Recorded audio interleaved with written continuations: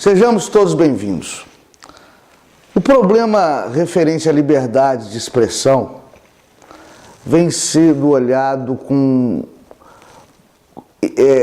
sob uma ótica muito oportunista pela mídia e pela opinião pública do país. Por exemplo, por que Jean Willis, por que Letícia Sabatella, por que José de Abreu podem expressar sua opinião, podem dizer o que pensam, podem fazê-lo até com uma certa agressividade, de vez em quando, e Jair Bolsonaro não pode? Por que existem defeitos piores que outros?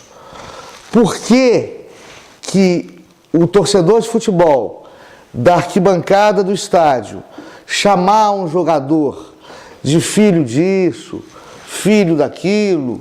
Por que chamar o árbitro de futebol, o juiz do jogo, da partida de futebol, de ladrão, pode, ou é menos feio, ou dá menos cadeia, do que chamar o jogador de macaco, de negro, de crioulo, etc. Por que a ofensa verbal não racial é mais aceita ou menos repelida do que a ofensa verbal racial? Nós respondemos, no mundo moderno, a provocações do meio, provocações de sentido amplo, né? Não estou falando de ofensa, né? Nós somos provocados culturalmente o tempo todo por uma tendência cultural, né?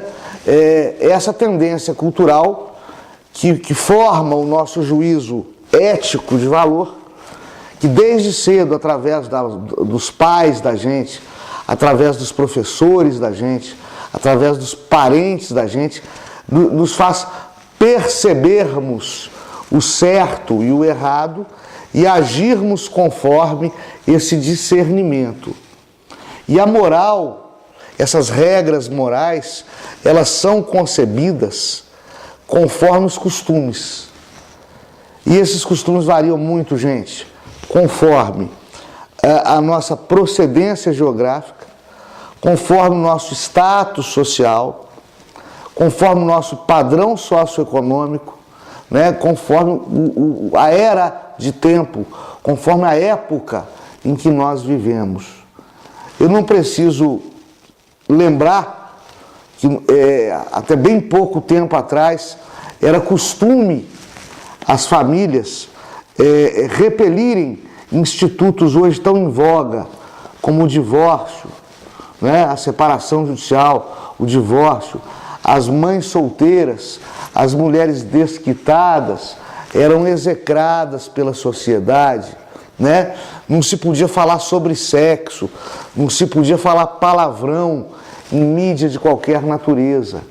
Eram tempos em que isto era execrado pela opinião pública, em que a moralidade social impunha um determinado comportamento e fazia com que as leis, o direito, também obrigassem a esse comportamento.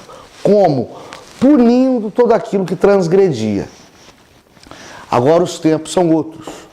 Não se concebe mais, por exemplo, ofensa racial, sexismo, discriminação de qualquer natureza, coisas que até então eram comuns. E por conta disso, a legislação também se transforma. O direito, esse grande escravo da moral, ele se transforma para punir determinadas condutas com maior gravidade, onde até então não punia.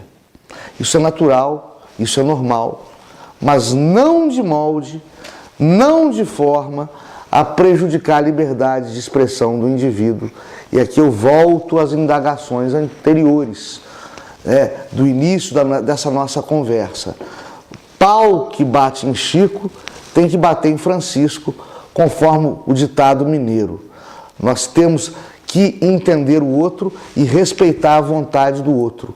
Seja esse outro quem for, pense ou não de acordo com a gente e esteja ou não professando uma ideologia que nos agrade ou desagrade. É isso aí. Até a próxima.